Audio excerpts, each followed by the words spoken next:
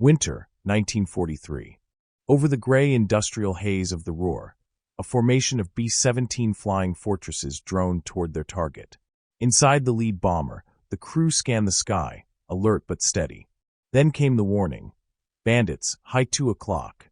Out of the sun, they appeared, sleek shapes with broad wings and blunt noses, diving fast. These were not the Messerschmitts the Americans knew. The newcomers closed the distance in seconds, their radial engines howling. The first burst came from dead ahead. Heavy 20mm and 30mm shells tore into the bomber's right wing, fuel spraying into the cold air. The waist gunners returned fire, tracers reaching upward, but the attacker had already rolled away, climbing back toward the sun. Another followed, skimming past the nose before its cannons roared again. The formation began to falter. Gaps opened. A damaged fortress slipped out of position, its protective crossfire gone. The attackers swarmed in pairs, striking, breaking off, then diving again. In the chaos, one name spread among the crews, their own word for this predator. Butcherbird. Built to hit hard and take damage, it seemed to hunt with methodical precision, dismantling the bombers piece by piece. The Focke-Wulf FW 190 had entered the fight. It was faster than many Allied fighters, armed to punch through steel and armor, and flown by pilots who knew how to exploit every advantage. For the men who faced it over Germany, it was not just another enemy. It was the most dangerous machine in the Luftwaffe's arsenal. To understand why, we must go back, to the drawing boards where it was conceived, to the first duels over the Channel, and to the long war of adaptation it forced upon the skies of Europe. The Battle of Britain in 1940 exposed the limits of the Luftwaffe's main fighter, the Messerschmitt Bf 109. It was fast and agile, but its short range, cramped cockpit, and limited firepower made it less effective in prolonged combat, especially against improving Allied designs. The Reich Air Ministry knew that to keep pace, a new fighter was needed, one that could match or exceed enemy performance in speed, firepower, and endurance. The task fell to Kurt Tank and the Focke-Wulf design team. Breaking from German tradition, Tank chose a radial engine, the BMW 801, over the liquid-cooled inline engines favored by the Luftwaffe. Radials were more resistant to battle damage and offered strong torque for quick acceleration, even at low altitudes. The prototype that emerged in 1939 was robust, stable, and offered pilots an unprecedented level of visibility and comfort. By early 1941, the FW-190A was ready for operational trials. The Luftwaffe quietly introduced it to units along the French coast, replacing older aircraft in the Channel front. This was deliberate. The RAF had begun mounting circus raids over occupied Europe, sending Spitfire Mk Versus and light bombers to lure the Luftwaffe into battle. The debut of the FW-190 came in August 1941. RAF pilots encountering it for the first time were stunned. It was faster than the Spitfire MKV at most altitudes, rolled more quickly, and carried heavier armament. In dogfights, the FW-190 could dive away with ease, then climb back into position before the slower Spitfires could react. Losses mounted, and British fighter sweeps became increasingly costly. For nearly a year, the FW-190 dominated the Channel front. Its presence forced the RAF to rush the Spitfire Mk-9 into service in mid-1942, restoring some balance to the air war. But by then, the FW-190's reputation was secure. It was the first German fighter since 1939 to decisively outclass the RAF's frontline aircraft. The aircraft's versatility also became apparent early on. Variants were tested for ground attack, bomber interception, and long-range operations, proving that the FW-190 could adapt to multiple roles. Maintenance crews appreciated its modular design, which allowed for quick repairs and modifications, critical in sustaining operational readiness during the intensifying Allied air offensive. By the time the United States entered the European Air War, the FW-190 was firmly established as the Luftwaffe's premier multi-role fighter. Its next challenge would be unlike anything it had faced before, engaging massed formations of heavily armed American bombers flying deep into German territory. The FW-190 was a compact, powerful machine, designed with one goal in mind: dominate the air in speed, firepower, and survivability. At its core was the BMW 801, a 14-cylinder, air-cooled radial engine producing 1,600 to 1,900 horsepower in early variants, later pushed beyond 2,000. Unlike the liquid-cooled Daimler-Benz engines of the Bf 109, the BMW 801 could sustain more damage and remain operational, a critical advantage when facing bomber defensive fire. The airframe reflected Kurt Tank's philosophy: rugged construction, ease of maintenance, and pilot comfort. The wide-track landing gear solved one of the Bf 109's notorious flaws, reducing takeoff and landing accidents. Its broad wings not only provided lift and stability, but also housed heavy armament and fuel. The cockpit was roomy, with good forward visibility and armored protection, giving pilots confidence in high-risk attacks. Armament was where the FW-190 truly distinguished itself. Early A-series fighters carried two 7.92mm MG-17 machine guns above the engine and two 20mm MG-FF cannons in the wing roots. Later models like the A6 and A8 mounted four 20mm MG-150-120 cannons and two 13mm MG-131 heavy machine guns. Specialized Sturmbach bomber destroyers replaced some 20mm cannons with 30 million Malawian Quaches 108s, devastating against four-engine bombers. A short burst could shear off a wing or ignite fuel tanks. Performance figures confirmed its combat edge. The FW-190A could reach around 408 miles per hour, 657 kilometers per hour, at medium altitude, climb quickly, and roll faster than most Allied fighters. This roll rate gave it an advantage in dogfights, allowing rapid changes of direction to shake pursuers or line up shots. In comparison to the Bf 109G, the FW-190 was more stable as a gun platform, better armored, and capable of carrying heavier weapons. Against the Spitfire MKV, it outperformed in speed, dive, and roll, forcing the British to rush the Spitfire Mk9 into service. Against the P-47 Thunderbolt, it was more agile at low altitude, though the Thunderbolt excelled at high altitude. The later P-51 Mustang surpassed it in range and high-altitude performance, but at low-medium altitudes, the FW-190 remained dangerous. Adaptability was another hallmark. The FW-190F and G series served as formidable fighter bombers, carrying bombs or rockets for ground attack. The long-nose FW-190D-9 improved high-altitude capability to counter the Mustang. This modular approach allowed the Luftwaffe to tailor the aircraft to multiple missions without redesigning the entire airframe.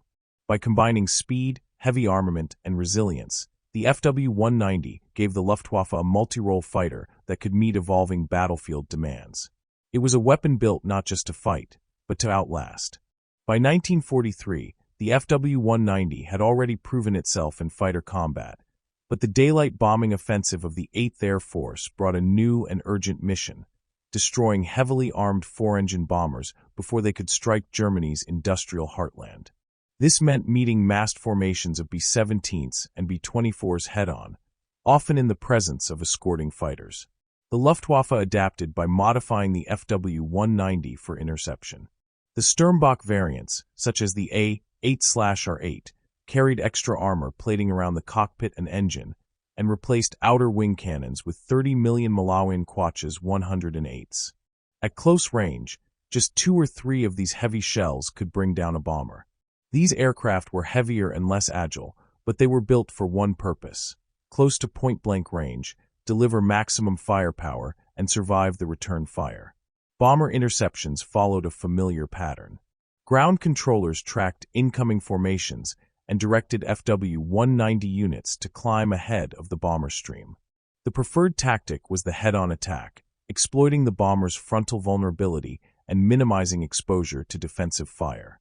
In seconds, a formation of FW-190s could unleash devastating bursts, then roll away to climb and strike again. The Ruhr became one of the most contested airspaces in Europe during 1943–44. Operations like Big Week in February 1944 saw hundreds of bombers and escorts battling against determined Luftwaffe defenses. FW-190 pilots from Jägerschwader 1, 2, and 26 became specialists in breaking apart bomber boxes. Coordinated attacks in wedge formations concentrated fire on single aircraft until they went down, creating gaps in the defensive screen for others to exploit. Outside bomber interception, the FW-190 excelled in the fighter-bomber role. The F and G series could carry bombs or rockets, striking rail yards, troop concentrations, and armored columns. On the Eastern Front, low-level FW-190F attacks were feared for their accuracy and ability to withstand ground fire. In Normandy, FW-190 fighter bombers hit Allied beachheads and supply lines, often under intense anti-aircraft fire. However, the arrival of long-range Allied escorts in late 1943, particularly the P-51 Mustang, made bomber interception far more dangerous. Now, FW-190s had to fight their way through aggressive, well-armed escorts before reaching the bombers. The Luftwaffe attempted massed, multi-directional attacks to overwhelm the defense, but attrition rates climbed steadily. Even under these pressures, the FW-190 remained an effective combat platform until the final months of the war. Its combination of firepower, durability, and versatility meant that wherever the Luftwaffe needed a decisive blow, whether against bombers over the Ruhr or tanks on the Eastern Front, the Butcherbird was often the aircraft chosen for the task. The FW-190's arrival in mid-1941 shocked the RAF. Pilots flying the Spitfire Mk.V quickly realized they were at a disadvantage. The new German fighter climbed faster at low altitude, rolled more quickly, and dove away at speeds the Spitfire could not match. Its heavy cannons could inflict devastating damage in just a short burst. The British response was urgent. Supermarine accelerated the development of the Spitfire Mk9, powered by the Merlin 61 engine with a two-stage supercharger. Introduced in mid-1942, it restored some parity, matching the FW-190 in speed and climb, though the Butcherbird retained an edge in roll rate and stability as a gun platform. Until enough MKIXs reached frontline squadrons, RAF fighter sweeps over France became risky, often ending with high losses if FW-190s engaged in numbers. For the United States Army Air Forces, which entered the European Air War in force in 1943, the FW-190 posed a different challenge. The American strategy relied on tight bomber formations, the combat box, with overlapping defensive fire, under the belief they could fight their way to the target without continuous escort. FW-190 units, especially the Sturmbach variants with 30mm cannons and extra armor, shattered that assumption. Head-on or close-range attacks could destroy a B-17 or B-24 in seconds, and coordinated strikes often broke formations apart. Bomber crews adapted by tightening defensive patterns and training gunners to focus on head-on threats. Some aircraft received extra armor protection for pilots and fuel tanks, though at the cost of performance. Still, losses remained heavy, especially during deep strikes beyond the range of existing escorts. The first step toward effective countermeasures came with the P-47 Thunderbolt. Rugged and heavily armed, it could meet FW-190s on equal terms at medium altitudes, but its range limited it to escorting only part of the mission. The decisive change came with the P-51 Mustang in late 1943. Fast, agile, and with the range to accompany bombers to and from their targets, the Mustang forced the Luftwaffe to fight through aggressive escorts before reaching the bombers. Allied tactics evolved in parallel. Escort fighters were no longer tied closely to bomber formations. Instead, they swept ahead to engage the Luftwaffe as it climbed to intercept. This deprived FW-190 units of their carefully prepared attack runs and pushed the air battle farther from the bombers. The Luftwaffe responded with innovations like rocket-armed FW-190s and massed multi-directional attacks, but by 1944 fuel shortages, inexperienced pilots, and relentless Allied pressure eroded their effectiveness. Even so, the FW-190 remained a feared opponent, its presence over the Reich a constant reminder to Allied crews that danger could strike in seconds. By the end of World War II, the Focke-Wulf FW-190 had cemented its place as one of the most important fighter aircraft of the conflict. From its combat debut in 1941 to the final battles over a collapsing Reich, it proved adaptable, resilient, and deadly in multiple roles. In its early years, the FW-190 shifted the balance of air combat in the Luftwaffe's favor, forcing the Allies to accelerate the development of new fighters and rethink their tactics. The numbers tell part of the story. More than 20,000 FW-190s were produced in various forms: A-series fighters, F and G-series fighter bombers, and the long-nosed D-series interceptors. This production endured despite Allied bombing raids and material shortages, a testament to the design's efficiency and modular construction. In the air, the FW-190 served as both predator and workhorse. It dominated the Channel front in 1941–42, defended German cities against mass daylight raids, and struck with precision on the Eastern Front. Pilots like Otto Kittel, Walter Nowotny, and Heinz Bahr achieved some of their greatest successes in the Butcherbird, taking full advantage of its firepower, stability, and ability to absorb damage. Its Sturmbach variants, armed with 30mm cannons and extra armor, became infamous among Allied bomber crews for their ability to shatter a fortress or liberator with a single attack. But its legacy also reflects the limits of even the finest designs. As the Allies introduced the Spitfire Mk9, P-47 Thunderbolt, and long-range P-51 Mustang, the FW-190's early advantages eroded. By 1944, the Luftwaffe faced shortages of fuel, trained pilots, and spare parts. Even so, in skilled hands, the FW-190 remained a dangerous adversary until the final days of the war. In historical memory, the FW-190 stands alongside the Spitfire, Mustang, and Bf-109 as one of the iconic fighters of the era. For the Luftwaffe, it symbolized technical ingenuity under pressure. For the Allies, it was a constant, lethal presence in the skies. Its impact on air combat strategy, forcing enemy adaptation and shaping the trajectory of aerial warfare, remains one of its most enduring legacies. For the Luftwaffe pilots who flew it, the Focke-Wulf FW-190 was more than a weapon. It was a partner they trusted in the most dangerous skies of the war. Its armor, firepower, and reliability gave them confidence to press attacks that others might hesitate to attempt. Many veterans spoke of it with respect that bordered on affection, calling it Der Würger, the Strangler, a machine that seized its prey and did not let go. To the German public, the FW-190 became a symbol of resistance against overwhelming odds. Wartime propaganda films showed it soaring above the homeland, intercepting enemy bombers, a visual reassurance that the Reich's skies were not left undefended. In bombed-out cities, its presence overhead could momentarily lift morale, even as the odds grew longer. For Allied aircrews, the FW-190 was synonymous with danger. Its sudden, high-speed attacks could turn a routine mission into a desperate fight for survival. Training manuals and intelligence briefings highlighted its silhouette, warning gunners to be ready for its deadly head-on approach. Among bomber crews, few sights caused more tension than a Butcherbird rolling into attack. Beyond its wartime reputation, the FW-190 left a lasting influence on aviation design. Its combination of heavy armament, rugged construction, and versatility became a benchmark for multi-role aircraft. Post-war designers took note of its capacity to adapt, serving as both an agile fighter and a formidable ground attack platform without sacrificing effectiveness in either role.